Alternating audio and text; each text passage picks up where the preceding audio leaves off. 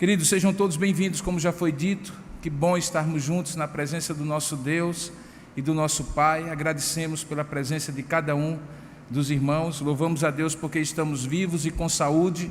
E nesses dias, cada vez mais, isso tem um significado muito especial.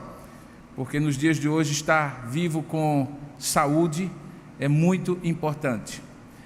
Uma das polêmicas, uma das coisas que ficou muito clara durante esse tempo de pandemia da Covid-19 foi o difícil dilema ético-moral que os médicos e profissionais de saúde, de um modo geral, tiveram que passar nas UTIs ou nos hospitais que atendiam pessoas acometidas dessa doença, dessa Covid-19, dessa pandemia.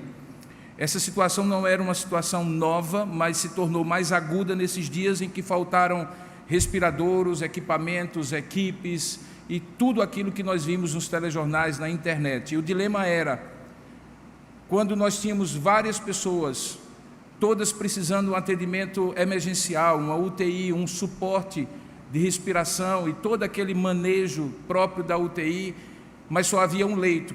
Como definir quem tinha a prioridade? Como definir quem deveria ser atendido primeiro? Os que fossem mais viáveis, aqueles que fossem mais jovens, os que tinham uma situação mais crítica, os que podiam ou não podiam esperar mais, os que já estavam morrendo sufocados na enfermaria ou eventualmente no atendimento ambulatorial. Veja, os médicos tiveram que lidar e ainda hoje têm tido de lidar com todas essas circunstâncias. Isso já é normal que se lide num hospital, porque nunca você tem os recursos todos à mão para atender em situações de emergência todas as pessoas. Mas durante a Covid, durante esses dias, ficou mais agravada essa situação.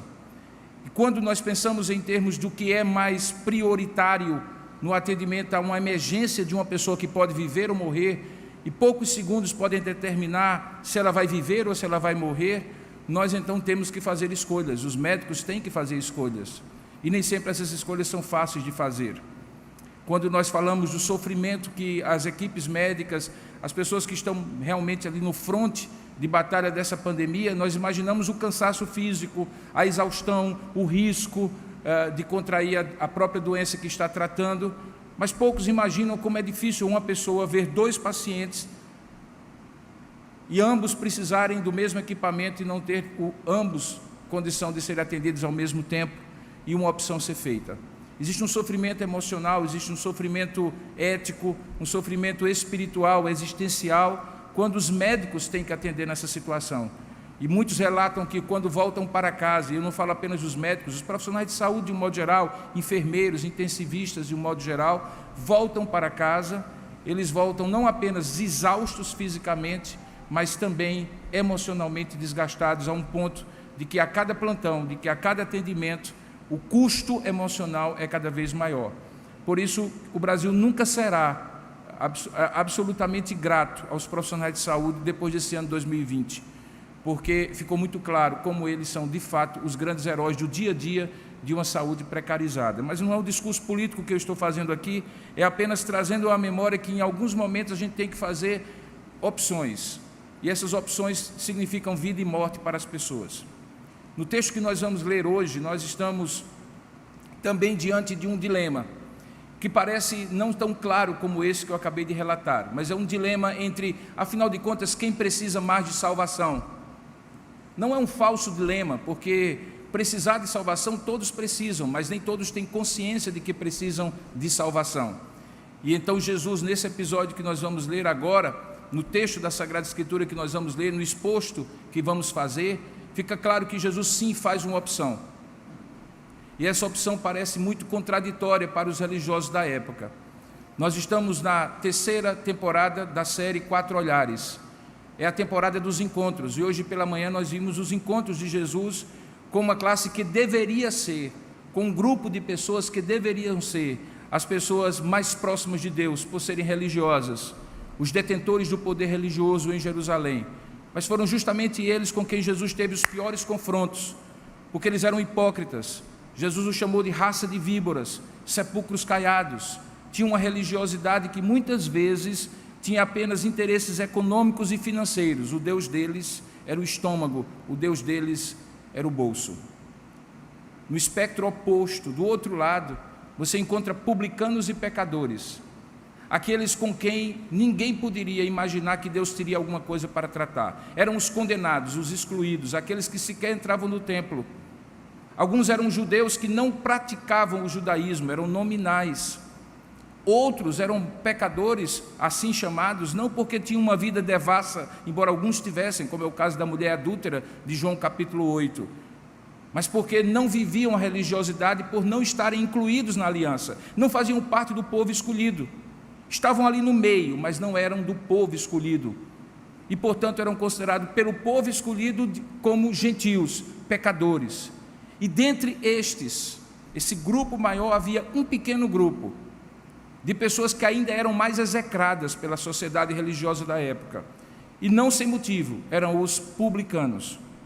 Essa expressão publicanos e pecadores, ou pecadores e publicanos, é usada algumas vezes nos evangelhos. E nesse texto que nós vamos ler, 3 dos 4 evangelistas contam essa história, Mateus, Marcos e Lucas. É a história de um publicano que virou apóstolo.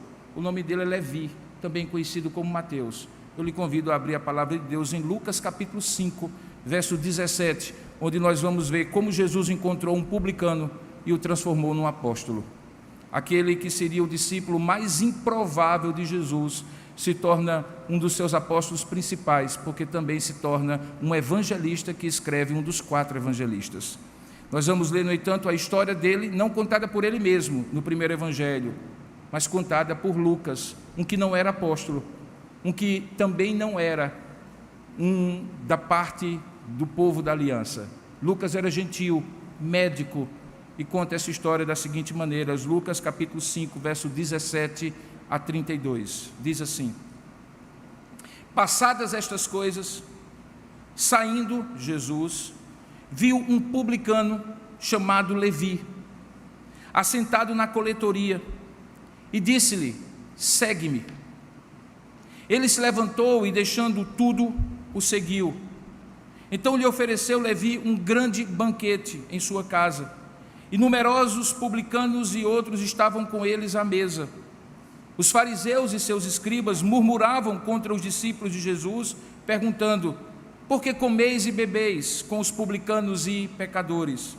Respondeu-lhe Jesus: os sãos não precisam de médico, e sim os doentes. Eu não vim chamar justos, e sim pecadores ao arrependimento. Que Deus abençoe a sua palavra lida. Amém. Vamos orar juntos? Ó Deus amado e querido Pai, nós louvamos e bendizemos o Teu nome, por estarmos aqui na Tua santa e bendita presença, Te adorando como povo do Senhor, chamado por Ti, redimido por Ti, congregado por Ti mesmo, neste lugar, neste dia, que abre uma nova semana, um novo ciclo da nossa vida. Te agradecemos pelo dom da vida, e na vida pela saúde que o Senhor tem nos dado e tem nos preservado. Muito obrigado por podermos nos reunir agora. Oramos que o Teu Espírito Santo abra o nosso entendimento, ilumine a nossa alma, nos dê capacidade de compreender a Tua palavra e, compreendendo, confiar naquilo que ela nos ensina, quando nos aponta para Ti, aquele que ama pecadores e publicanos como nós. Oramos assim, pedindo que o Senhor fale ao coração de cada um de nós, dos que estão aqui e dos que estão remotamente também participando do culto, pois é assim que nós oramos e Te agradecemos, em nome e para a glória de Jesus. Quando você vê esse texto dizendo, passadas estas coisas, e você voltar os seus olhos, principalmente se você tiver uma Bíblia impressa nas suas mãos, você vai ver que essas coisas a que se refere Lucas tem a ver com um milagre que Jesus operou quando curou um homem paralítico.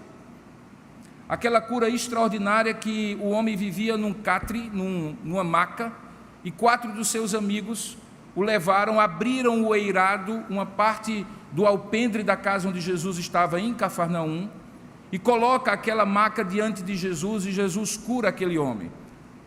Ao curar aquele homem, e o homem pegar a sua maca e sair andando, Jesus diz para aquele homem, na verdade: filho, os teus pecados estão perdoados. Isso cria, a essa altura, a primeira grande ocasião de conflito entre Jesus e os religiosos. Até então os religiosos tinham uma visão de Jesus, os religiosos de Jerusalém, com uma certa desconfiança, A palavra de Jesus era diferente de todos aqueles rabinos. Não era apenas uma questão de estética, não é uma questão de estilo. Não era apenas porque Jesus não tinha saído do establishment, daquilo que era a veia principal do judaísmo. Jesus não tinha pedigree de rabino, ele não tinha participado de nenhuma escola rabínica.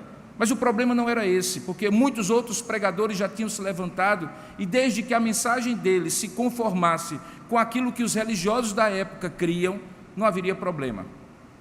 Mas quando Jesus diz àquele homem: filho, os teus pecados estão perdoados, aparece o primeiro conflito, porque todos criam na teologia, e de fato é verdade, na teologia judaica, e de fato é verdade, que só há um que pode curar, e só há um que pode perdoar pecados, e este é Deus. Ao chamar para si esse poder e essa autoridade de perdoar pecados, Jesus, de maneira colateral, estava dizendo que era Deus, ou então não era, e se não fosse, estava blasfemando, chamando para si um direito que não tinha, e era justamente isso que incomodava os religiosos.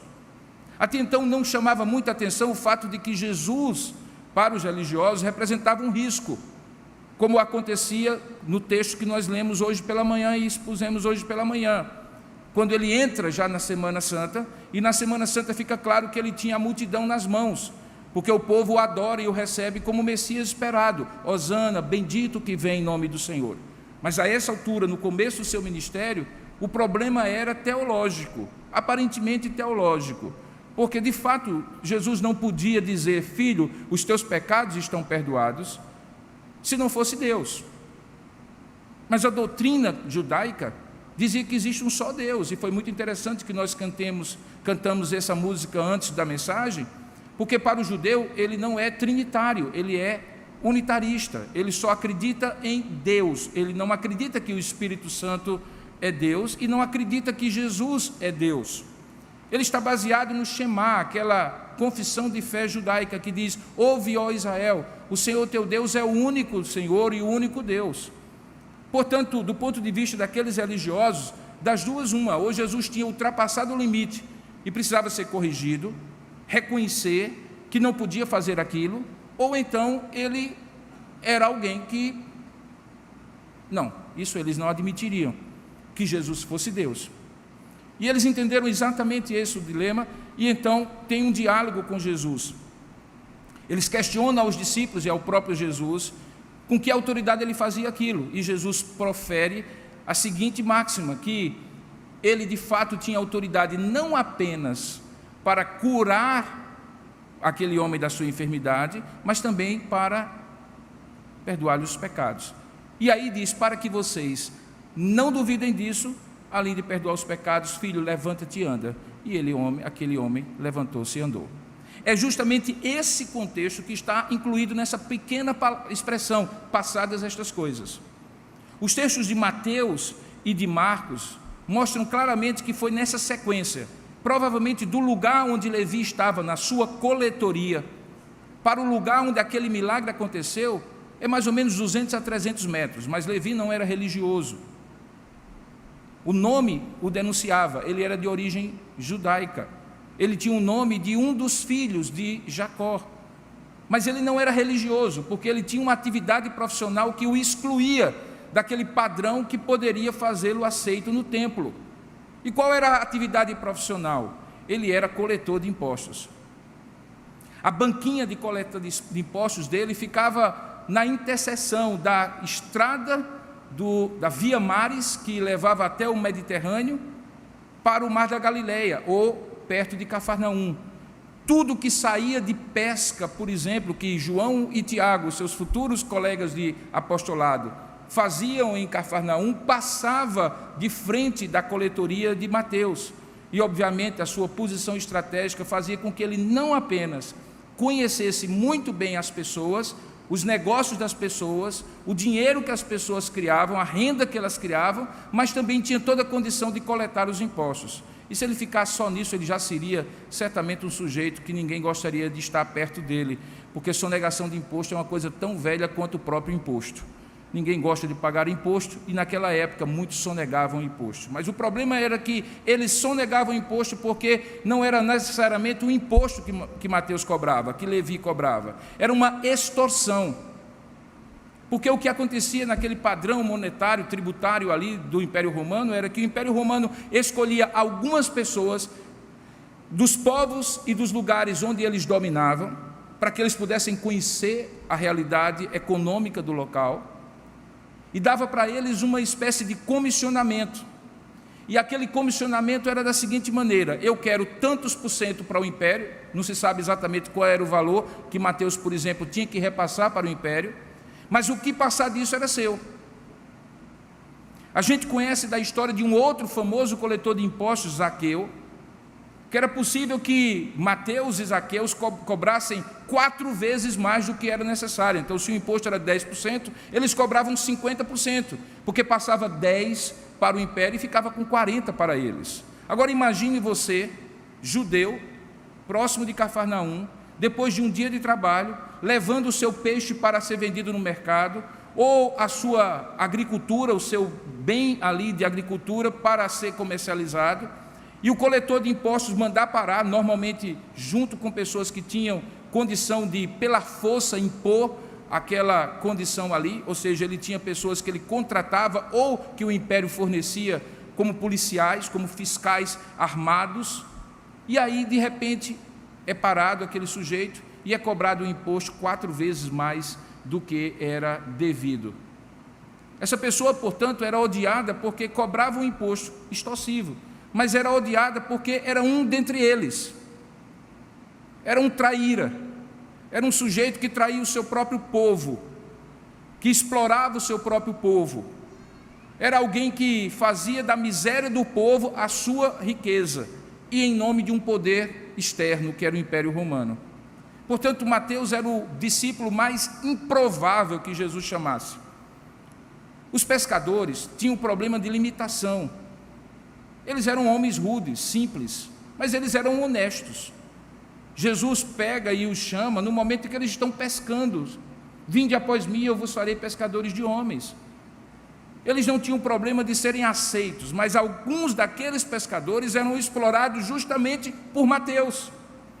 E você então tem um colégio apostólico formado por os primeiros 4 discípulos, 2 duplas de pescadores, André e Pedro, Tiago e João, e agora encontra um 5º chamado, e esse 5º chamado é aquele que explora os outros 4. Não é exatamente um time que você gostaria de compor no RH de qualquer empresa, porque certamente haveria um problema muito sério. Então havia uma questão dele ser improvável por ser coletor de impostos, e sendo coletor de impostos judeu, ser um publicano, sendo publicano, ter uma vida não religiosa, portanto ele não frequentava o templo até por integridade física, temia ser esfaqueado em algum momento por alguma pessoa que se sentisse prejudicado. Ele era, portanto, uma pessoa muito rica, mas isolada socialmente. A gente já encontra outros encontros de Jesus com pessoas como o leproso, que eu falei domingo passado, que por ser leproso era excluído, porque não tinha condições sociais e econômicas, nem de saúde para estar no meio do povo, não podia frequentar o templo. Mas aqui a gente encontra alguém que era rico, socialmente muito abastado, economicamente muito bem de vida, no entanto não podia frequentar o templo, portanto ele tinha uma vida não religiosa. Ele não podia oferecer os sacrifícios. Inclusive, diga-se de passagem, quando você encontra no Novo Testamento a palavra pecadores, não é que necessariamente eles eram devassos, como eu falei, mas é porque eles não estavam, ou porque não eram judeus dentro da aliança, ou porque não praticavam a aliança. E Mateus era um deles, ele não praticava a aliança pela atividade profissional que ele exercia. Ora, nós sabemos que para um judeu, a aliança implica em sacrifícios. Em pelo menos uma vez por ano, participar do Yom Kippur, o dia da expiação. Em estar na Páscoa, na festa dos tabernáculos. Em estar nas grandes celebrações, mas Mateus não ia. Na verdade, Mateus provavelmente ficava esperando que as pessoas que passavam para as festas religiosas pagassem o tributo. Diga-se de passagem, portanto, era um sujeito que eu e você não gostaríamos de ter no colégio apostólico. Mas aí diz o texto que, passadas estas coisas com aquele homem que foi curado, Jesus viu um publicano chamado Levi, esse personagem do qual estou falando. Ele estava sentado na coletoria em plena atividade profissional. Talvez tivesse ouvido sobre o milagre de Jesus e certamente tinha uma situação de um certo incômodo porque o texto de Mateus, Marcos e Lucas diz que ele prontamente, deixando tudo, o seguiu. Veja aí o verso 18, ele se levantou e deixando tudo, o seguiu. A mesma expressão que é usada para os pescadores que, deixando as redes, seguiram a Jesus. Bom, até aí nós poderíamos dizer que um pecador foi remido. Talvez os religiosos da época, vendo a situação, diriam assim: ainda bem que um filho de Abraão voltou para a aliança, vai deixar a extorsão e vai passar a fazer parte do povo da aliança. Mas o problema é o verso seguinte. É que no verso seguinte, provavelmente impactado pelo chamado de Jesus, Mateus resolveu fazer um banquete e convidar Jesus para participar do banquete. Aí tínhamos um segundo problema. É porque na visão religiosa daquelas autoridades dali, não era possível que alguém tão rapidamente, tendo sido pecador a vida toda, de repente tivesse o privilégio de sentar à mesa com um rabino. Na verdade, o rabino não deveria sentar à mesa com ele, mesmo que fosse convidado. Mais ou menos aquela ideia que as pessoas têm de quando alguém se converte, colocar ele meio que no molho, esperar se a conversão é de verdade ou não. Talvez fosse essa a ideia que os religiosos tinham. Vamos esperar para ver se é um impulso ou se realmente é uma transformação. Mas não deu tempo. O texto diz que logo depois Levi oferece um grande banquete. Imagine, ele chama quem para o banquete? Ele chama os seus colegas publicanos. Diz o texto que numerosos publicanos e outros, esses outros certamente não eram judeus, porque se fossem, teriam sido nomeados como tais. Todos estavam à mesa. E aí nós encontramos um problema. É porque se existe um lugar sagrado para a concepção judaica de vida, é a mesa. A mesa é o lugar de comunhão. Daqui a pouco nós vamos cear, e quando Jesus transforma aquela refeição pascal na refeição da nova aliança, ele usa o momento mais sagrado que uma família ou que uma comunidade tinha para marcar a nova aliança, o momento de partir o pão, de dividir o cálice. Portanto, mesmo que aquele homem fosse de fato convertido, era um passo gigantesco, ousado demais, que Jesus sentasse à mesa com ele e de pronto tivesse comunhão com um homem que poucas horas antes estava coletando e extorquindo impostos das pessoas. Aquilo causou uma reação de imediato, porque diz o texto que quando todos estavam ali à mesa, veja aí, os fariseus e seus escribas, os escribas eram aqueles que ensinavam a lei, os doutores da lei, o fariseu e os seus escribas não murmuravam contra Jesus, mas o texto de Lucas diz contra os discípulos de Jesus.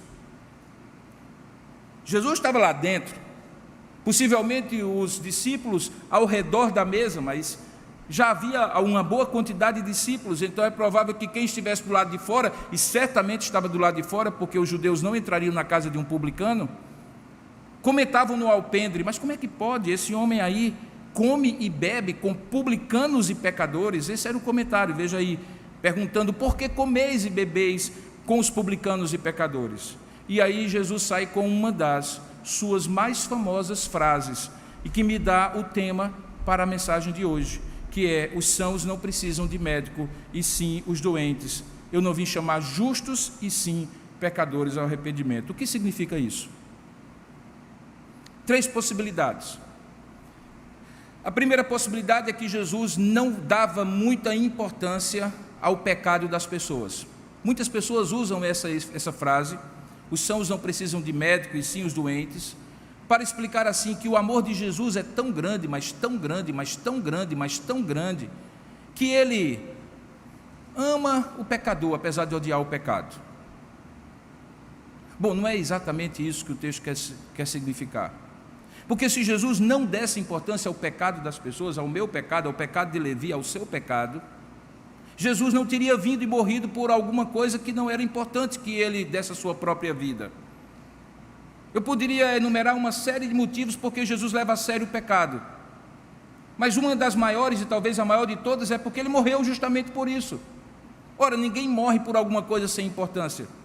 Jesus morre justamente porque pecadores precisam ser salvos. E pecadores precisam ser salvos porque pecado é uma coisa séria. O salário do pecado é a morte. Portanto, quem interpreta essa frase dizendo assim, Jesus não dá muita importância porque o amor dele é tão grande, tão grande, tão grande, que o pecado não é tão importante, não entende bem o que significa isso aqui. Segunda possibilidade que alguns acham é que essa frase significa que Jesus está atraído pelo pecador que é mais pecador, mais do que o pecador que é menos pecador.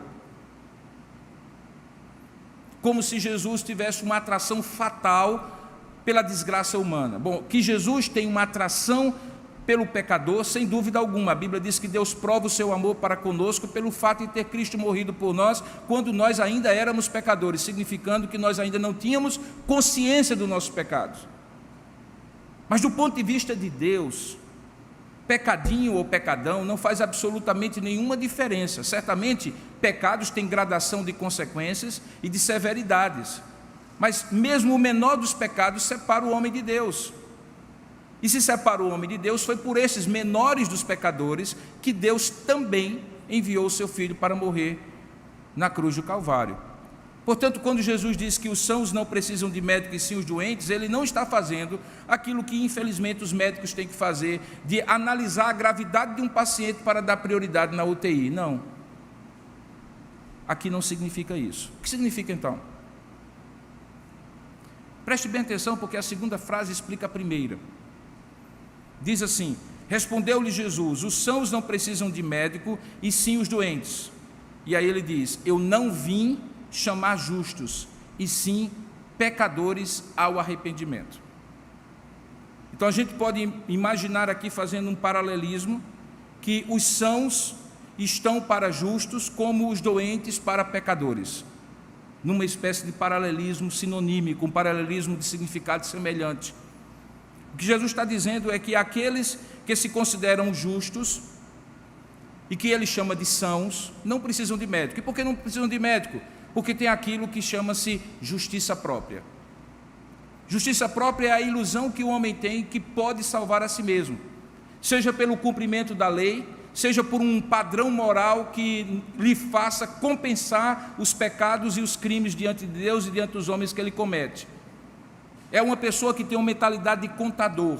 Eu peco, mas em compensação eu pago, e consequentemente eu compenso uma coisa com a outra. Justiça própria é aquilo que faz com que aqueles homens religiosos de Jerusalém batessem no peito, como aquela famosa história do fariseu e do publicano, do fariseu e do pecador, dizendo assim: Senhor, eu não sou como este aí, eu dou o dízimo, eu frequento o templo, eu faço isso e aquilo outro. Esses que se consideram justos, alinhados, corrigidos, em retidão diante de Deus, segundo o Senhor, não precisam de médico. E por que não precisam de médico? Porque bastam a si mesmos. Resolveram adotar um princípio de que a salvação é eles que conquistam. Resolveram adotar uma ideia de que eles podem comprar a sua salvação pela obediência da lei. A estes não há necessidade de oferecimento de conserto, de perdão, de correção, de salvação, de redenção, porque se há alguma coisa que é fundamental para alguém ser salvo, é se considerar salvo, ou melhor, se considerar perdido. Se alguém não se considera perdido, jamais buscará a salvação. E um justo, segundo o que Jesus usa aqui, é aquele que não precisa de médico, e a analogia é perfeita. Com respeito aos médicos que estão aqui, nós só vamos aos médicos quando precisamos de vocês, a não ser que você seja alguma pessoa que tenha aquele pequeno problema psicológico de sempre gostar de médicos e de remédios. E aí você faz um verdadeiro tour anual por todos os médicos. Tem gente que até gosta de dizer assim: meu odonto, meu otorrino, meu cardiologista, meu oculista, meu assim, e aí ele faz uma pleiade de médicos que ele chama de estimação. São os hipocondríacos. Com exceção de você ser um hipocondríaco, você só vai para médico quando precisa. E por óbvio, Jesus está dizendo: se alguém é justo, não precisa de médico e não precisa de salvação, assim como um são não precisa de médico. Mas veja que ele diz agora o contrário. Ele diz que, da mesma maneira como os sãos não precisam de médico, e sim os doentes, ele não veio chamar os justos, e sim pecadores. E aí tem uma expressãozinha no final que explica tudo. E sim pecadores, mas pecadores para quê? Para o arrependimento. Então ele chama pecadores, mas ele tem uma via de acesso desse pecador à graça de Deus. E qual é a via de acesso? O arrependimento. O arrependimento traduz a ideia de metanoia, mudança de mente. Você está indo numa direção e de repente chega a lucidez espiritual e você volta-se para a direção oposta, 180 graus para as costas, dando as costas para aquilo que você estava indo, e indo de frente para aquilo que você estava rejeitando. Essa é a ideia de arrependimento.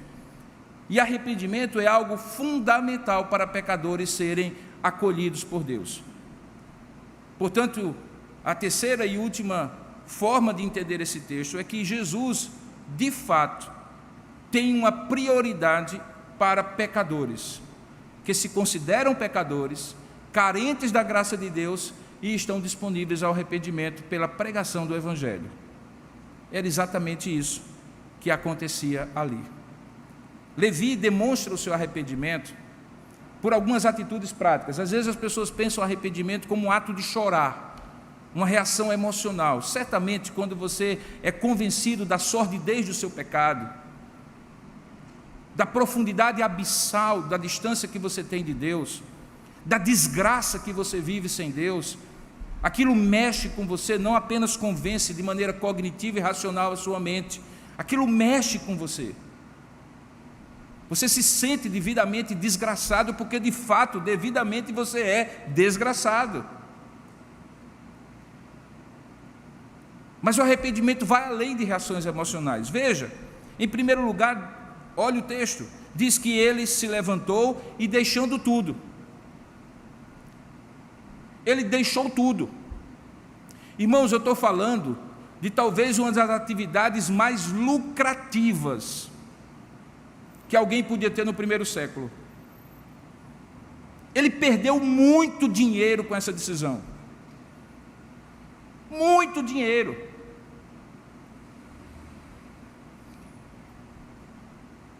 Quando Jesus diz lá na frente que é muito difícil um rico entrar no reino dos céus, ele não está dizendo que é inalcançável o coração de uma pessoa rica. Ele está dizendo que uma pessoa na condição de Levi, de um rico, daquele jovem rico, que inclusive não quis seguir a Jesus porque era dono de muitas propriedades, a decisão de seguir a Jesus implica numa renúncia tal de padrão de vida, de condição econômica e social, de prestígio social, que só uma obra profunda e verdadeira de arrependimento operada pelo Espírito Santo de Deus poderia operar no coração daquele homem. Ao longo de 32 anos de ministério, eu tenho ovelhas de todos os lugares da sociedade. Eu sempre me admiro daquelas que têm uma condição econômica e social, eu já tive algumas, diferenciada. Tão diferenciada que eu fico pensando assim, só Deus mesmo para fazer essa pessoa, ao invés de estar tomando o seu uísque 18 anos com os seus amigos em Paris, está aqui na igreja. E eu já vi situações que são absolutamente incompreensíveis, a não ser na operação de Deus no coração do homem, do ser humano. Gente que abriu mão de muita coisa, como Mateus fez aqui, e demonstrou o seu arrependimento não como uma expressão emocional, mas como uma expressão atitudinal. Arrependimento é atitude, não é sentimento. E a atitude de Mateus foi: ele se levantou e, deixando tudo, arrependimento, o seguiu, fé. Arrependimento e fé numa única frase: deixou tudo, abriu mão de tudo e seguiu porque confiou ao chamado segue-me de Jesus. Veja a segunda atitude que Mateus toma. Logo depois dele começar a seguir a Jesus, ele oferece um banquete. Um banquete, como eu falei, era um momento e um símbolo de comunhão. mas também é no símbolo de gratidão. É costume, quando pregadores vão pregar em alguns lugares, acontece comigo, com os pregadores de um modo geral, pessoas terem a satisfação de nos convidar para um jantar. Hoje as pessoas acham que é muito, muito, muito bom chamar a gente para um bom restaurante da cidade. Eu preferiria aquela galinha de capoeira na casa da pessoa depois do culto domingo à noite. Sabe por quê? Porque o restaurante, o dinheiro pode pagar, mas o convite para estar na casa significa: vem aqui, porque o Senhor nos honra em estar aqui na nossa casa. Você vai encontrar vários momentos em que Jesus opera milagres e as pessoas convidam-no para dentro de casa. Zaqueu foi um caso desses, lembra? Agora é Mateus. Mateus chama e oferece um grande banquete. É o banquete da gratidão, é o banquete da comunhão. Quando alguém é alcançado, um pecador, arrepende-se, deixa tudo para seguir a Jesus, a primeira grande atitude que ele toma é de agradecer e buscar a comunhão com Deus. Por isso soa tão esquisita a ideia de alguém ser alcançado pelo Evangelho, mas ficar isolado na sua casa sem a comunhão dos santos. Alguém já disse que igreja é como a Arca de Noé. Muitas vezes bichos diferentes ocupam o mesmo espaço apertado e com os seus devidos cheiros que não são agradáveis. Mas a igreja, a comunhão dos santos, ainda é melhor do que a tempestade do dilúvio que está lá fora. Portanto, é natural esse movimento para dentro, esse movimento de estar em comunhão com Deus e com aqueles que Deus ama e que estão vivendo a mesma experiência que Ele está vivendo. E Mateus entende isso, convida para um banquete, senta à mesa com Jesus e os seus discípulos, é o banquete da gratidão e da comunhão com Deus. Os dois seguintes sinais de uma vida realmente convertida: o arrependimento, a fé, a gratidão e a comunhão. Mas aí acontece um terceiro movimento nesse pequeno texto. Veja que depois de oferecer um grande banquete, ele oferece um grande banquete para Jesus e os seus discípulos, mas a quem ele convida? Ele convida numerosos publicanos e outros que estavam com ele à mesa, gente que sabia do que ele fazia. Qual era a intenção de você trazer gente que conhecia o seu passado, num momento em que você estava querendo deixar o seu passado para trás e viver uma nova vida? Senão a outra atitude que caracteriza um pecador que é chamado para o arrependimento, que é a atitude de querer que os outros saibam e conheçam e vivam aquilo que ele viveu. Eu me recordo que no dia 11 de agosto de 1980, quando Deus me alcançou para o Evangelho, eu era um jovem de 15 anos e um mês de nascido.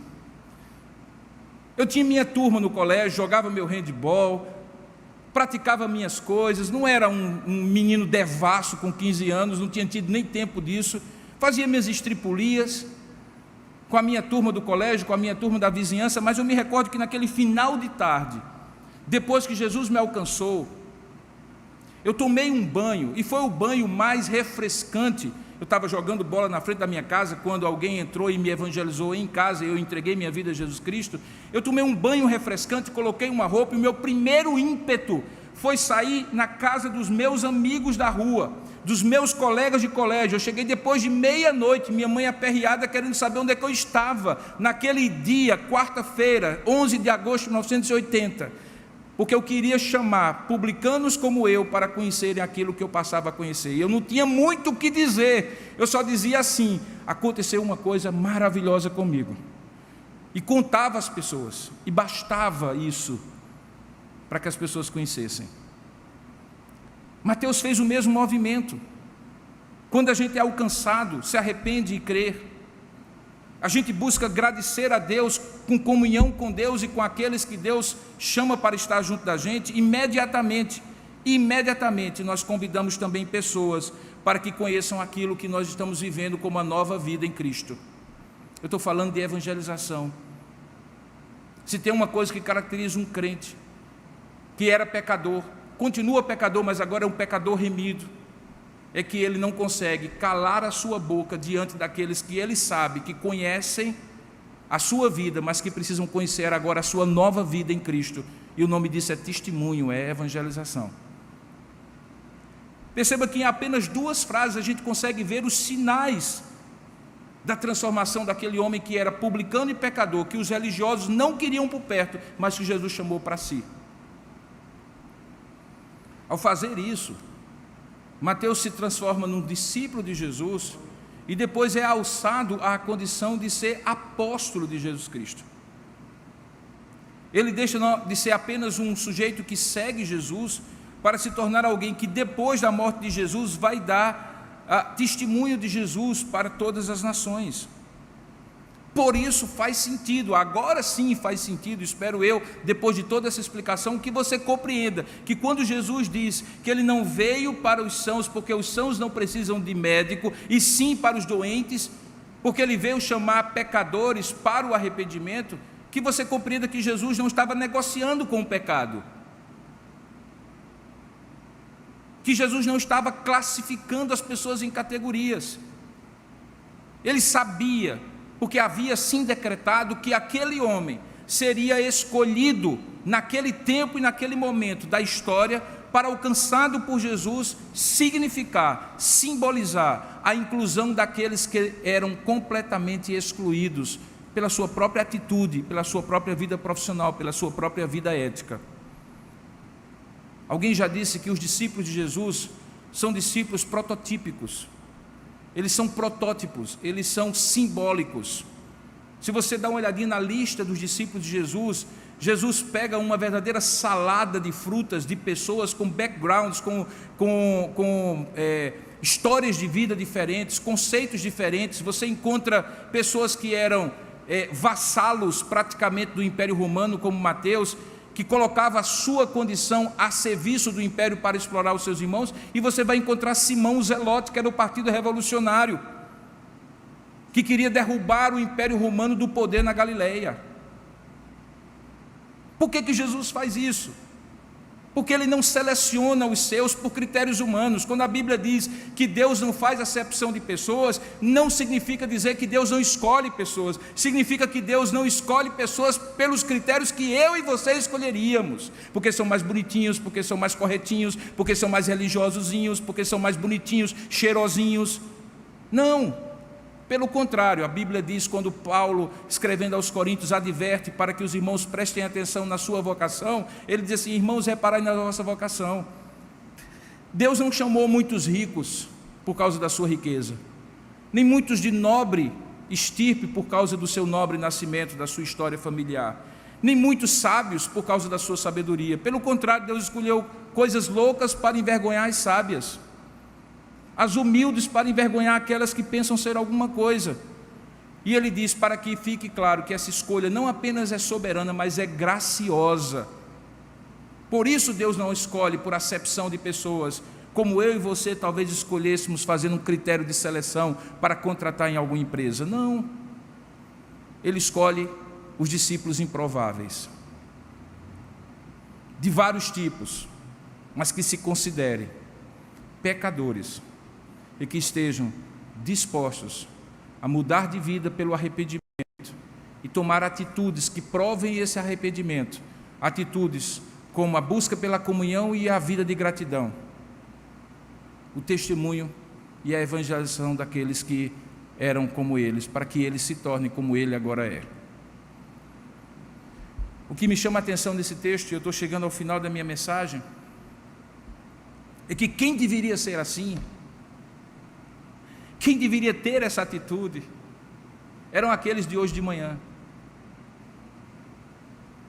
os religiosos do templo. Porque para um pouquinho e pense comigo, eu não fui criado no Evangelho, alguns de vocês também não foram, mas aqueles homens que hoje eram o sumo sacerdote Anás e Caifás, eles faziam parte de uma linhagem de pessoas escolhidas que nasciam e se criavam conhecendo as coisas de Deus, de gerações e gerações antes deles. Eles eram filhos de crentes, netos de crentes, bisnetos de crentes. Eles se orgulhavam de serem filhos de Abraão, lá séculos depois, ou antes deles. A Bíblia deixa muito claro que o grande problema do povo judeu, quando o Evangelho de João diz que ele veio para o que era seu e os seus não receberam, deve-se ao fato de que esses seus não conseguiram encontrar em Jesus a essência da fé que eles criam. Eles tinham se desviado dentro da religião, como eu falei hoje pela manhã. Eles tinham feito da religião um fim em si mesmo, e esquecido a essência da religião, que era amar a Deus acima de todas as coisas e ao próximo como a si mesmo, reconhecendo-se completamente destituído de qualquer mérito e dependendo completamente da graça de Deus. Quem deveria ter a atitude de um Levi era o religioso que o criticava. Por isso o encontro de Jesus com esses religiosos era sempre um encontro confrontacional, porque eles, tendo tudo para ter esse encontro, tinham toda a atitude que era oposta a esse encontro, enquanto que os pecadores que não tinham nada que lhes favorecesse para ter esse encontro, na verdade tinham esse encontro. E esse é um dos grandes paradoxos do Evangelho. Um dos grandes paradoxos do Evangelho é o fato de que as pessoas que seriam as mais improváveis para ter encontro com Jesus e ter comunhão com Jesus são aquelas que Jesus escolhe e transforma. O que isso significa para os dias de hoje? Irmão, significa muita coisa.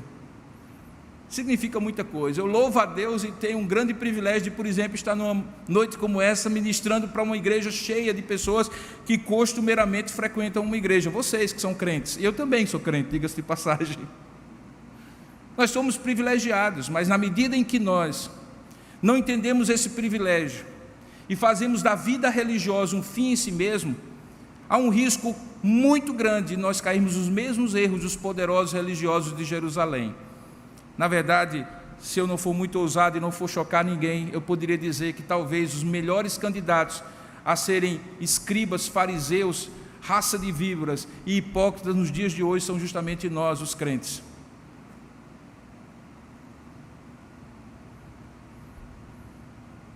Isso me dá um medo danado, sabe, irmãos?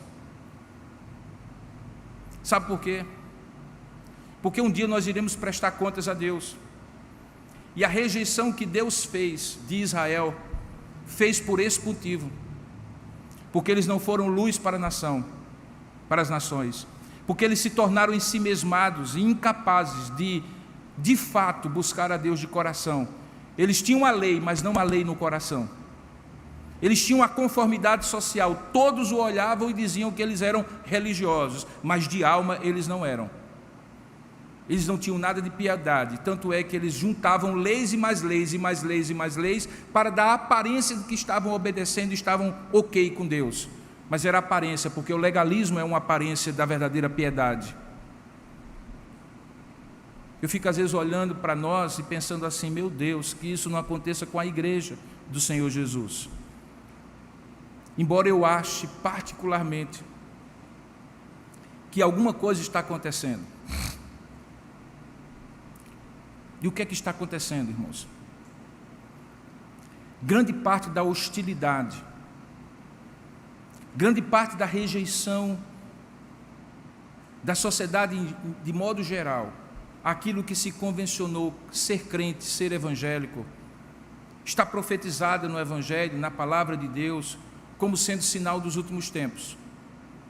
Mas isso não invalida o fato de que, em grande parte, esse segmento chamado evangélico é responsável por essa rejeição. Porque se nós formos, e eu não estou falando especificamente de você, entre você e Deus é você e Deus, mas eu estou falando em termos de grupo social. Se você olhar direitinho, você vai ver que aquilo que falam acerca daqueles que são evangélicos nos dias de hoje, tem muito motivo verdadeiro e justo para ser falado. Porque nós damos um mau, e eu digo nós no sentido genérico, nós damos um mau testemunho da graça de Deus.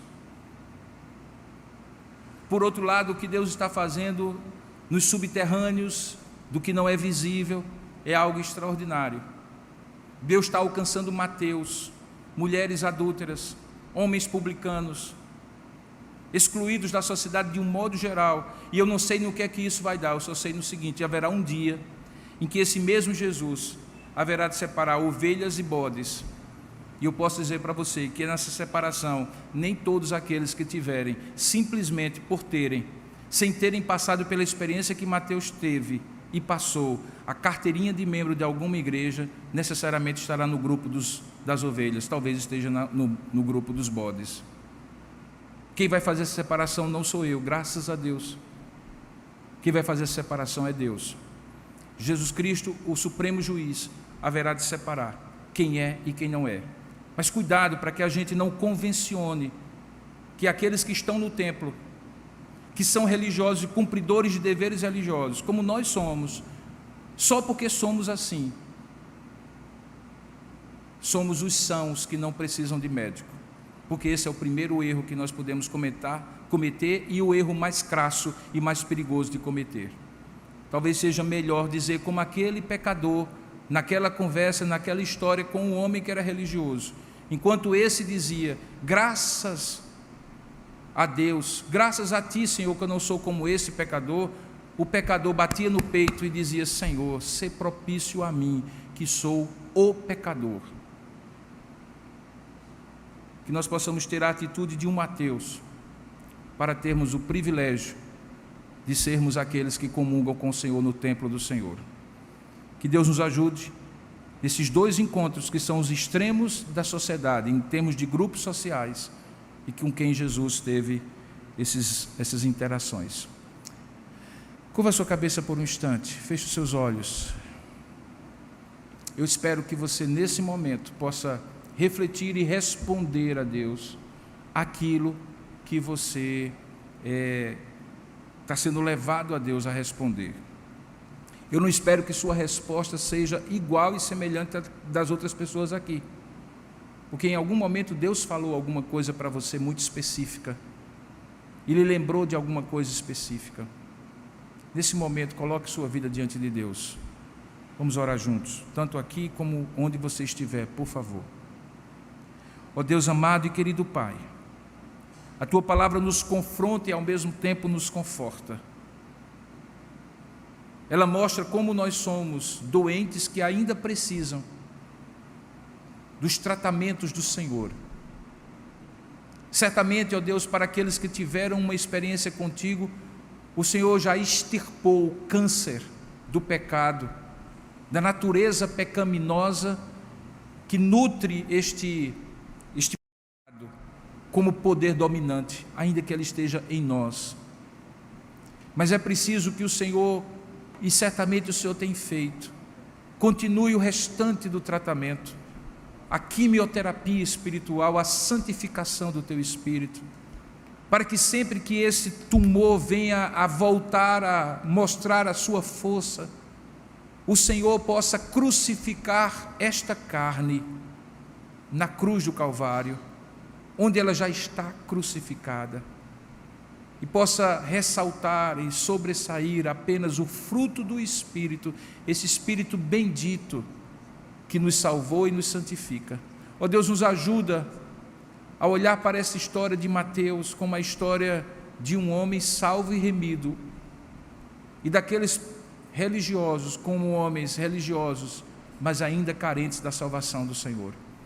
Ó Deus, que nós possamos entender, cada um de nós, a condição de pecadores que estão sendo tratados, para que nunca a justiça própria encontre o nosso coração e tome conta da nossa vida. É assim que nós te oramos, em nome e para a glória de Jesus. Amém, Senhor.